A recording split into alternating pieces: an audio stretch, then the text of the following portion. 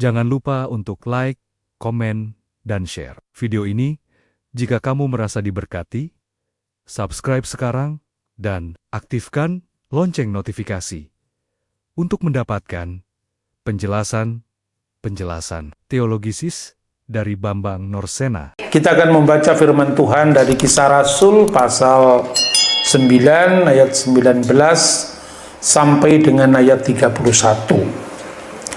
Saulus dalam lingkungan saudara-saudara. Dan setelah ia makan, pulihlah kekuatannya. Saulus tinggal beberapa hari bersama-sama dengan murid-murid di Damsyik. Ketika itu juga ia memberitakan Yesus di rumah-rumah ibadat dan mengatakan bahwa Yesus adalah Anak Allah. Semua orang yang mendengar hal itu heran dan berkata, "Bukankah dia ini yang di Yerusalem mau membinasakan barang siapa yang memanggil nama Yesus ini?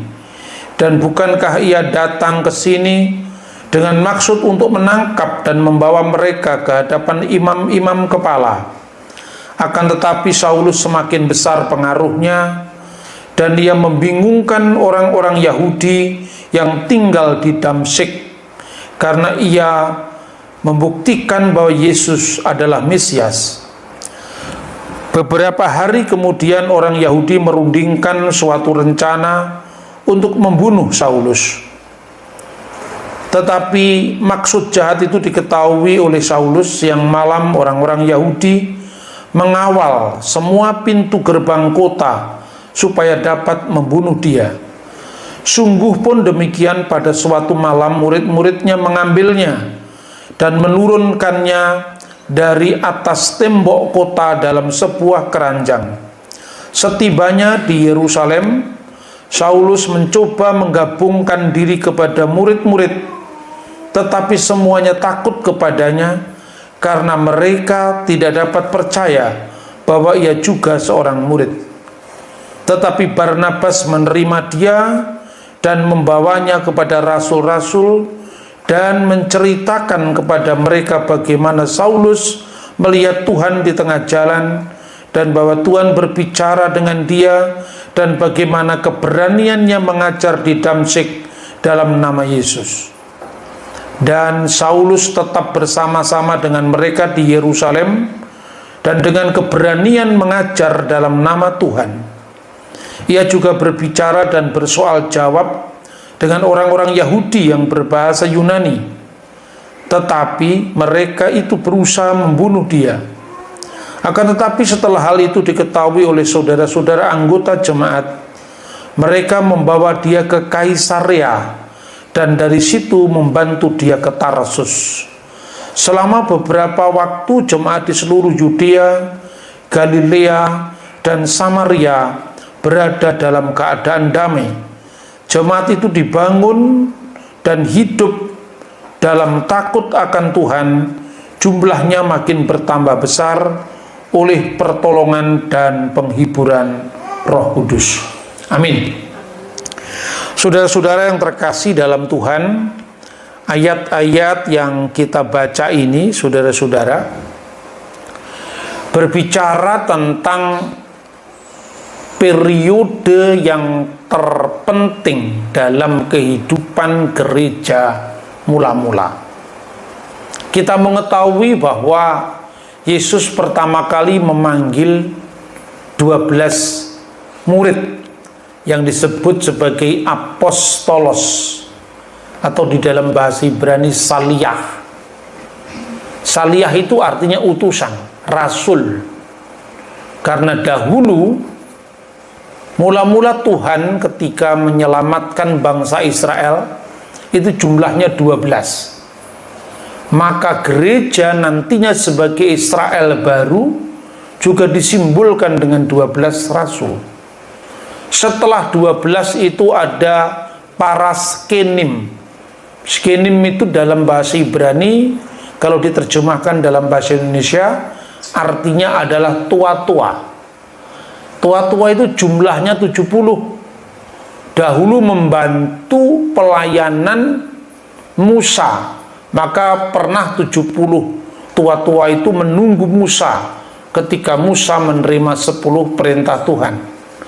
Sebagai Israel baru, setelah simbol 12 murid yang menggambarkan 12 suku Israel, karena ini Israel rohani, juga Yesus punya 70 murid. Jadi misi mula-mula itu kepada bangsa Israel. Nah, bangsa Israel itu dalam sejarahnya pernah terbelah kerajaannya. Yaitu apa? Ketika Salomo meninggal, kemudian anaknya melanjutkan kerajaan induk yang namanya Yehuda, pusatnya di Yerusalem. Anaknya Salomo itu namanya Rehabeam. Sementara orang kepercayaan Salomo itu membawa 10 suku Israel. Masing-masing kelompok itu ada suku Lewi, karena orang Lewi tidak memiliki tanah pusaka. 10 suku itu dibawa ke utara, dan itu yang dinamakan kerajaan Israel di bawah Yerobeam. Nah, sejak saat itu misi Yesus itu sebetulnya pertama menyelamatkan bangsa Yahudi dulu. Kenapa disebut Yahudi? Sehingga Yesus mengatakan kepada orang Samaria, kamu menyembah Allah yang tidak kamu kenal, kami menyembah Allah yang kami kenal, karena keselamatan datang dari bangsa Yahudi. Karena Mesias, Putra Allah itu akan lahir dari jalur keturunan Yehuda. Nah, padahal Yehuda itu yang disebut Yehudim itu hanya 2 suku yang ada di wilayah Yerusalem dan sekitarnya. Sementara 10 suku tadi disebut domba-domba yang sesat dari Bani Israel. Maka prioritas pertama Yesus menyelamatkan orang-orang Yahudi, yaitu Yudea. Lalu setelah Yudea meluas lagi Galilea, Samaria. Maka Yesus pernah berkata, sesungguhnya aku ini diutus untuk mencari domba-domba yang sesat dari Bani Israel. Itu artinya suku Israel yang hilang di utara itu, termasuk orang Samaria. Nah, bukan suatu kebetulan apabila ketika Yesus memberitakan perintahnya kepada para murid ketika setelah kebangkitannya, kamu akan menjadi saksiku di Yerusalem, wilayah Yudea. Yerusalem itu ibu kotanya. Kemudian Yudea itu negara bagiannya, provinsinya. Samaria itu provinsi yang lain lagi, karena terdiri dari Yudea, kemudian Galilea, termasuk Samaria. Barulah setelah itu sampai ke ujung-ujung bumi. Pertanyaannya sekarang, kenapa Tuhan harus memanggil Paulus? Bukankah sudah ada 12 rasul? Bukankah sudah ada ke-70 murid? Karena Tuhan memanggil Paulus itu untuk menuntaskan misinya kepada ujung bumi, sampai ke ujung bumi, ke Naf Haaret. Karena itu nanti kalau kita membaca Alkitab, saudara-saudara, itu begitu sistematiknya ya. Pertama ada pembagian. Pembagian apa itu? Pembagian wilayah pelayanan. Nah, kita akan membaca pertama kali, saudara-saudara, apa yang bisa kita pelajari dari Rasul Paulus. Rasul Paulus itu diutus Tuhan, justru dia berasal dari orang yang dulunya menganiaya jemaat. Stefanus pada bagian sebelumnya, Kisah Rasul pasal 7, dibunuh atas persetujuan Paulus. Dan Paulus itu sebagai musuh gereja yang paling jahat, raja tega kalau istilahnya sekarang, ya. Tapi kenapa Tuhan memilih dia? Karena Tuhan punya rencana besar terhadap penyelamatan dunia. Kalau tidak ada penyelamatan sampai ke ujung bumi, kita tidak pernah diselamatkan. Karena untuk Israel sudah dilakukan. Sekarang yang dilakukan bangsa-bangsa bukan Yahudi. Dan Paulus ditangkap Tuhan dalam sebuah perjalanan ketika dia menuju Damsyik. Damsyik itu bahasa Ibrani Damsyik, yang artinya sekarang Damaskus. Kata Damaskus itu bahasa Yunani, sekarang tempatnya di Syria. Dalam perjalanan ke Damaskus itu Yesus menampakkan diri kepada dia. Saulus, Saulus, mengapa engkau menganiaya aku? Singkat kata, akhirnya Paulus itu bertobat.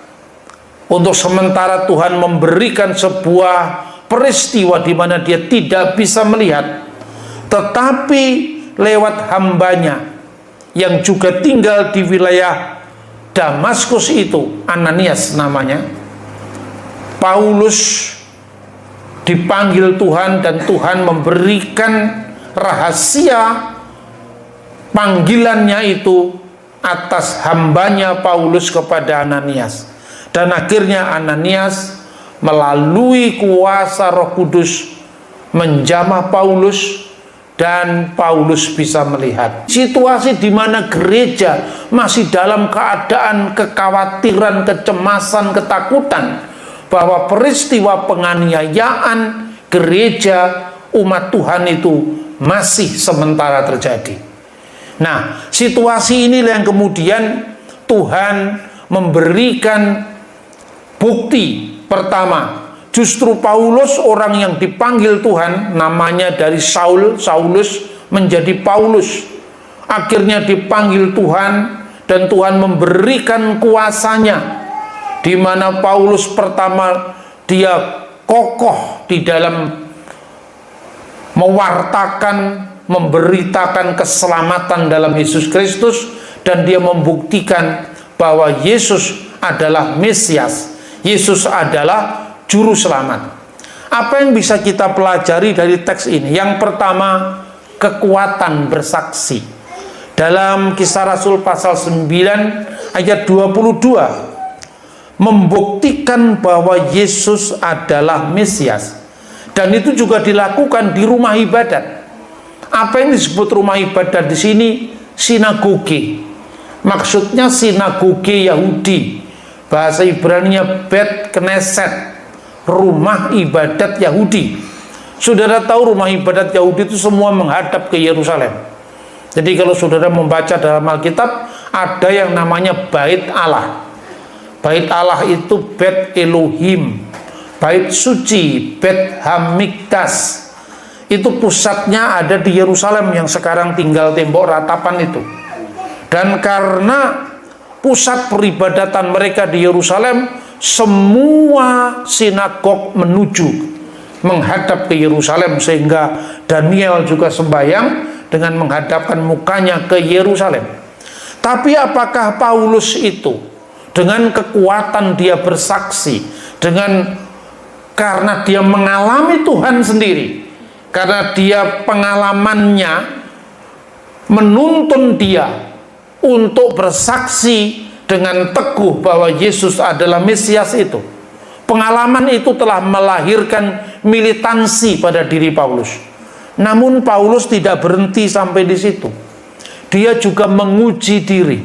Kita bisa melihat misalnya Galatia pasal 1 ayat 17, 18, 19. Jadi Paulus bukan hanya dia meyakini bahwa Yesus adalah Mesias dan meyakinkan kepada orang lain, saudara-saudaranya orang Yahudi di sinagog itu, di rumah ibadat itu, bahwa Yesus adalah Mesias, tetapi dia menguji diri. Galatia 1 ayat 17, 18, 19. Juga aku tidak pergi ke Yerusalem mendapatkan mereka yang telah menjadi rasul sebelum aku, tetapi aku berangkat ke tanah Arab. Dari situ kembali lagi ke Damsyik, Lalu 3 tahun kemudian aku pergi ke Yerusalem untuk mengunjungi Kefas, dan aku menumpang 15 hari di rumahnya. Tetapi aku tidak melihat seorang pun dari rasul-rasul yang lain kecuali Yakobus, saudara Tuhan Yesus. Nah, saudara-saudara, kenapa dia pergi ke tanah Arab? Ya, jadi para rasul itu sebetulnya telah menerima panggilannya sesuai dengan wilayahnya. Paulus kepada orang-orang yang tidak bersunat, artinya orang-orang bukan Yahudi. Orang-orang yang bersunat itu, yang tadi disampaikan, ada yang tinggal di Yerusalem, itulah orang-orang Yahudi yang berbahasa Ibrani atau Aram. Aram itu bahasa Ibrani sehari-hari. Anggota jemaat mula-mula Kisah Rasul pasal 6 ayat 1 itu terdiri dari 2, yaitu orang-orang Yahudi yang berbahasa Yunani, orang Yahudi diaspora, dan orang Yahudi yang berbahasa Aram, yaitu orang Ibrani. Jadi kalau dia di Yerusalem, itu adalah orang-orang Yahudi yang kebanyakan orang Ibrani. Tapi begitu dia keluar lagi Galilea, itu orang-orang Yahudi yang berbahasa Yunani, karena Galilea itu adalah wilayah bangsa-bangsa. Jadi ini sangat sistematik, sehingga kita membaca firman Tuhan dari Yerusalem, Yudea, Samaria, sampai ke ujung-ujung bumi, itu urutan prioritas.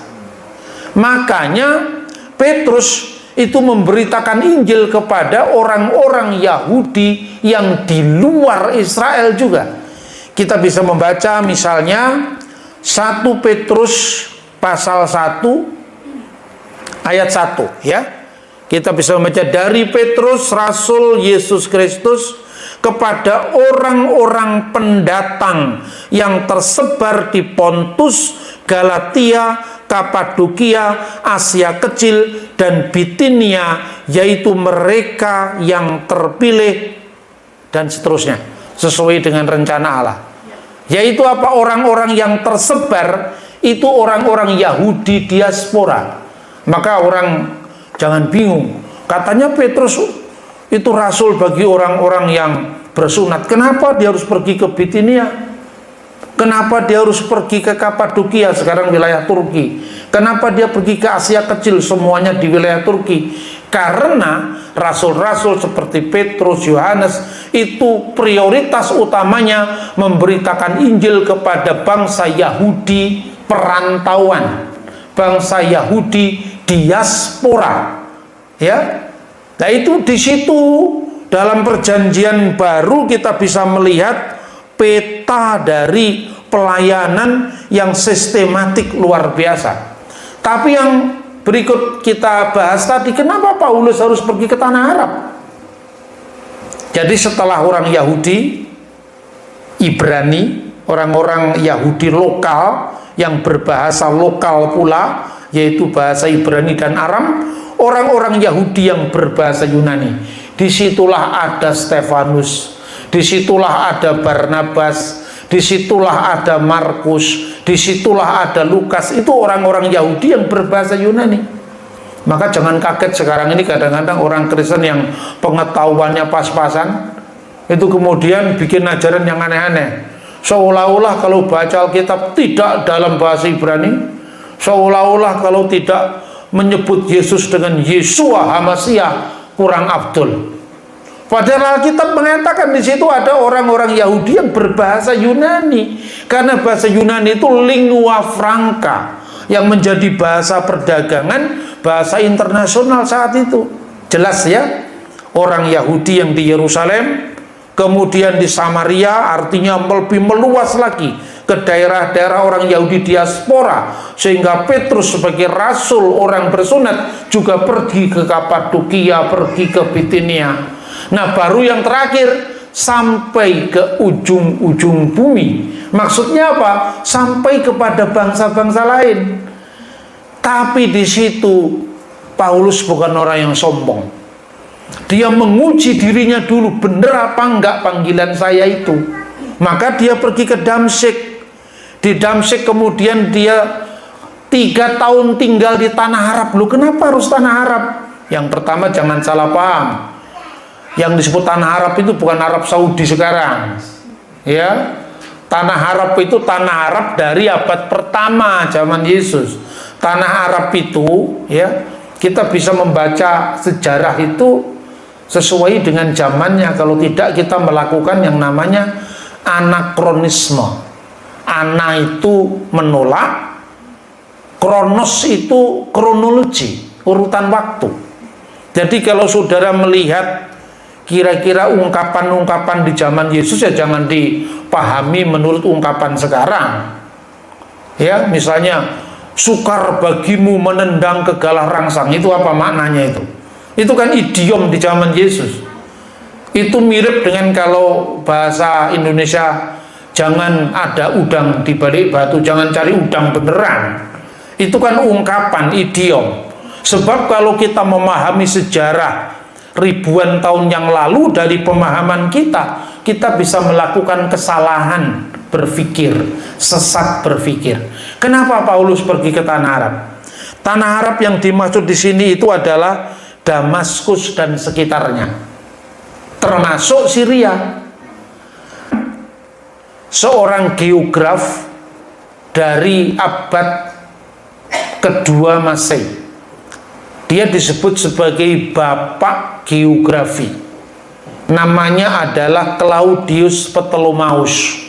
Dia menulis kira-kira tahun 120 Masehi dalam bukunya yang berjudul Geographiki Hypogesis. Buku itu mengatakan yang disebut orang Arab itu ada 3 kelompok. Yang pertama disebut Arabia Petra, yaitu orang-orang Arab yang tinggal di sekitar Yordania, Petra. Itulah keturunan Ismail. Ya, maka kalau Anda pergi ke Yordan, itu ada tempat yang namanya Petra. Petra itu artinya penduduk bukit batu, batu karang. Itu dihuni oleh suku Nabatean. Nabatean itu putranya Ismail, yaitu Nebayot, kakaknya Kedar. Itulah keturunan bangsa Arab yang disebut Arab Utara, kelompok yang disebut Arabia Petra. Yang kedua, Arabia Deserta, Arabia padang gurun. Nah, itu termasuk Arab Saudi sekarang, tapi zaman itu Arab Saudi belum dihuni. Ya. Kemudian yang ketiga, Arabia Felik, Arabia bahagia, Arabia Selatan, itu Yaman sekarang. Zamannya Alkitab itu disebut sebagai Hazar Mawet. Kejadian pasal 10. Hazar Mawet itu sekarang namanya Hadramaut.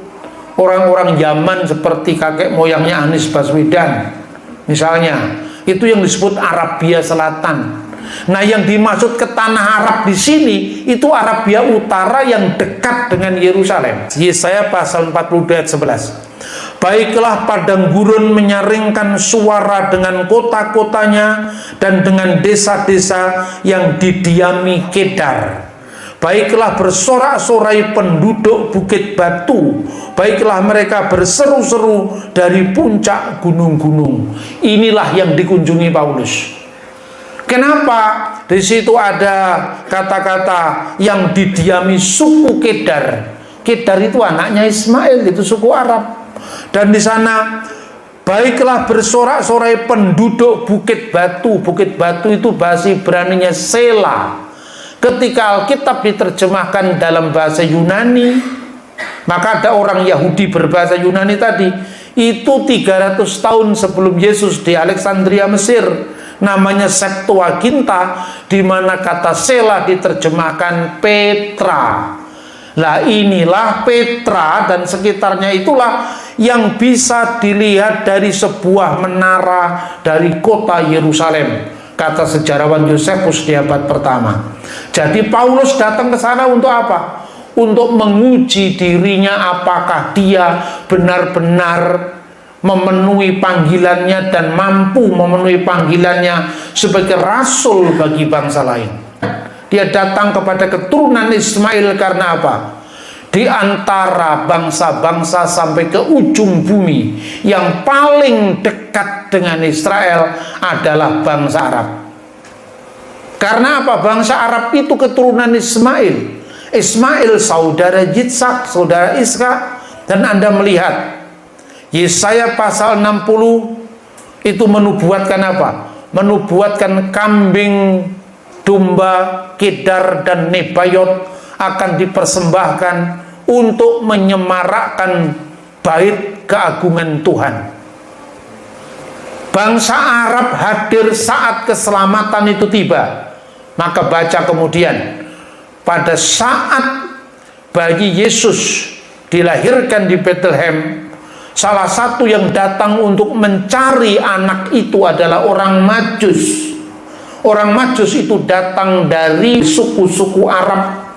Karena keturunan Ismail itu, mereka membentang dari wilayah yang sekarang ini di dekatnya Sinai, yaitu Beersheba, ke arah timur terus sampai ke Asur.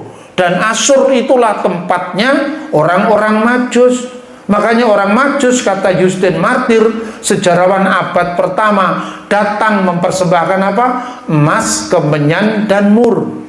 Fakta lagi, ketika Roh Kudus dicurahkan menandai berdirinya gereja mula-mula, Anda cari orang Batak tidak ada di sana, orang Jawa, orang Tionghoa tidak ada di sana. Yang ada pendatang dari Media, Partia, penduduk Elam, Mesopotamia, pendatang dari Roma, dan orang Arab. Nah, itulah saudara-saudara, maka prioritas pertama, dia datang melayani, membuktikan apa yang dikatakan dalam nubuat Yesaya, yaitu tentang saudara-saudara bangsa Israel yang punya saudara namanya bangsa Arab atau Beni Hamidbar, anak-anak padang gurun. Paulus datang sana untuk menguji dirinya. Setelah dia menguji diri dan dia yakin, lalu 3 tahun kemudian aku pergi ke Yerusalem untuk mengunjungi Kefas. Dia artinya apa? Dia orang yang taat kepada otoritas yang di atasnya. Pertama, dia ditaat kepada Tuhan. Karena Tuhan sudah memilih 12 rasul, dia taat kepada otoritas yang di atas dia sebagai junior. Dia datang kepada senior. Dia datang kepada Petrus, bahkan menginap di rumah Petrus, menumpang 15 hari di rumahnya. Dan setelah itu, aku tidak melihat seorang pun dari rasul-rasul lain kecuali Yakobus, karena Yakobus adalah penilik jemaat episkopos untuk gereja orang-orang Yahudi di Yerusalem. Jadi bayangkan apa yang dilakukan Paulus. Pertama, dia dalam bahasa Jawanya sowan dulu kepada Petrus, karena Petrus diangkat sebagai rasul bagi orang yang bersunat, tapi tekanannya pada golongan diaspora. Makanya Petrus pergi ke luar negeri. Dia pergi ke Kapadokia, pergi ke Asia Kecil, ke Bitinia. Tapi yang kedua, dia pergi kepada Yakobus, rasul lokal untuk Yerusalem. Satu-satunya rasul yang mungkin tidak punya paspor itu adalah Yakobus, karena Yakobus sampai matinya tinggal di Yerusalem. Petrus punya paspor kalau sekarang ini, nggak tahu visanya visa apa itu. Dia sampai di Turki, sampai di Roma kan. Itu luar biasa cara kerjanya Tuhan, itu tertib. Makanya gereja besar itu adalah gereja yang berawal dari ketertiban itu. Jadi kita bisa belajar kepada Paulus, para rasul, setelah bersaksi, menguji diri, taat kepada otoritas yang di atasnya, lalu pembagian tugas. Nah, kita bisa lihat misalnya dalam Galatia pasal 1 ayat 16 tadi, berkenan menyatakan anaknya di dalam aku, supaya aku memberitakan dia di antara bangsa-bangsa bukan Yahudi, maka sesaat pun aku tidak minta pertimbangan kepada manusia. Dia lebih percaya kepada Tuhan langsung setelah dia mendapatkan keyakinan bahwa Tuhan memang memilih dia sesuai dengan panggilan itu. Dia menekuni panggilannya dan kemudian dia taat pada otoritas di atasnya yang dipanggil Tuhan sebelum dia. Luar biasa. Pembagian tugas, ada rasul untuk orang yang bersunat dan rasul untuk yang tidak bersunat, antara lain kepada Petrus dan kepada Yakobus. Jadi Yakobus dan Petrus rasul untuk orang yang bersunat masing-masing, satunya untuk orang yang bersunat dari kalangan lokal, ya dipimpin Yakobus, di kalangan diaspora dipimpin Petrus, Yohanes dan seterusnya. Lalu rasul bagi bangsa lain adalah Paulus itu sendiri. Bagaimana dia membagi tugas itu, saudara-saudara? Ini kita lihat. Setelah dia membagi tugas rasul-rasul itu, dia masing-masing konsisten dengan panggilannya. Dan Paulus sebagai orang yang sangat junior, tapi dia benar-benar konsisten dengan panggilannya itu. Contoh sekarang, Galatia pasal 2 ayat 3. Tetapi kendatipun Titus yang bersama-sama dengan aku adalah seorang Yunani, namun ia tidak dipaksa untuk menyunatkan dirinya. Kenapa Titus tidak menyunatkan dirinya? Karena dia orang Yunani, dan hukum sunat tidak berlaku bagi non-Yahudi. Hukum sunat itu berlaku bagi keturunan Abraham. Makanya sunatnya 8 hari. Yesus juga sunat 8 hari karena keturunan Abraham. Tapi tetangga sebelah, ya, sunatnya umur 12 tahun, itu bukan sunat Abraham, itu sunat sakarepmu dewe. Benar, itu sunat kesehatan. Kalau sunat Yahudi harus 8 hari. Itu namanya Brit Hamilah. Ya. Kemudian berbanding terbalik dengan sikapnya Paulus kepada Titus yang orang Yunani. Kita lihat Kisah Rasul pasal 16 ayat 1 sampai 3. Paulus datang juga ke Derbe dan ke Listra. Di situ ada seorang murid bernama Timotius, ibunya seorang Yahudi yang telah menjadi percaya, sedangkan ayahnya seorang Yunani. Timotius ini dikenal baik oleh saudara-saudara di Listra dan di Ikonium, dan Paulus mau supaya dia menyertainya dalam perjalanan. Paulus menyuruh menyunatkan dia karena orang-orang Yahudi di daerah itu, sebab setiap orang tahu bahwa bapaknya orang Yunani, dan supaya tidak jadi batu sandungan di wilayah itu karena orang tuanya keluarga kawin campur, satunya Yunani, tidak jadi batu sandungan, Timotius disunatkan. Nah, Anda jangan bingung nanti kalau ditanya oleh tetangga sebelah, Alkitab saling bertentangan, gitu.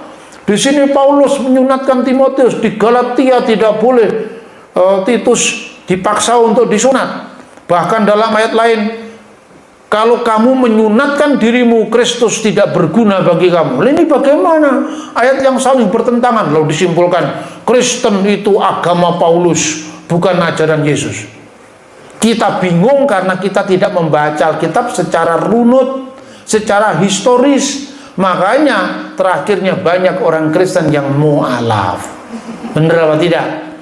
Makanya kita membaca Alkitab ini sebetulnya harta karun yang luar biasa, yang memberikan kepada kita itu sebuah bukti-bukti tentang kebenaran firman Tuhan. Dan yang terakhir, selain konsisten dari panggilan, di atas semuanya itu ada Tuhan yang berkarya, Tuhan yang berencana di dalam setiap hidup dan pelayanan kita.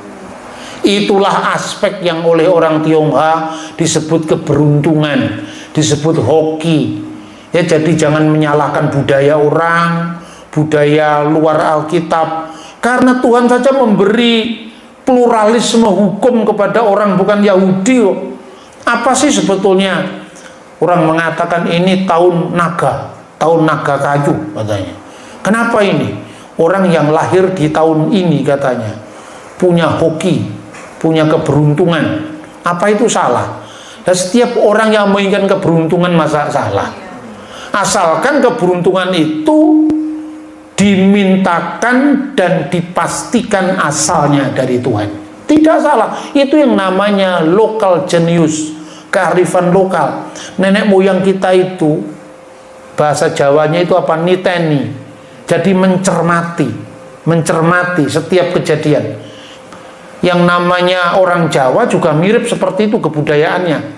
Cuma kalau kita percaya kepada detailnya itu ya tidak betul.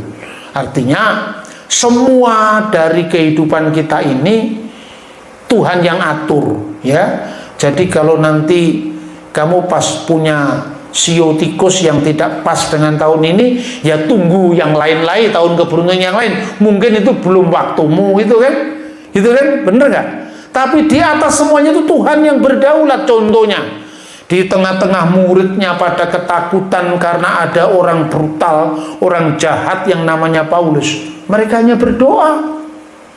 Tapi siapa sangka bahwa Tuhan yang telah membuka pintu, tidak akan bisa orang menutup. Paulus sudah dipanggil Tuhan, Tuhan seolah-olah yang sudah menyiapkan master plan-nya untuk gereja. Dan yang kita katakan seolah-olah ternyata itu benar, bukan seolah-olah lagi. Ketika Tuhan masih memproses kita masih bisa mengatakan seolah-olah. Enggak, ketika Tuhan sudah berkarya itu bukan lagi seolah-olah. Itu fakta, ya dan amin. Kiranya teks firman Tuhan yang kita baca bersamaan dengan tahun baru ini membawa harapan yang baru, sisakan dari pesimisme yang lama kepada optimisme menatap masa depan. Makanya bajunya cerah semua. Karena merah itu adalah simbol apa? Simbol terang, simbol masa depan yang belakang kita tinggalkan. Makanya kalau Anda mengatakan Gongchi Fatchai, itu sama ketika orang Yahudi mengatakan Adonai Hosiana, Tuhan berikan keselamatan. Kita sudah diselamatkan sama Tuhan. Setelah itu Tuhan berikan kami kemujuran, berikan kami hoki. Untuk itu kedaulatan hati tangan Tuhan. Tetapi selama kita mengikuti Dia, selama kita setia pada firman-Nya seperti yang kita pelajari,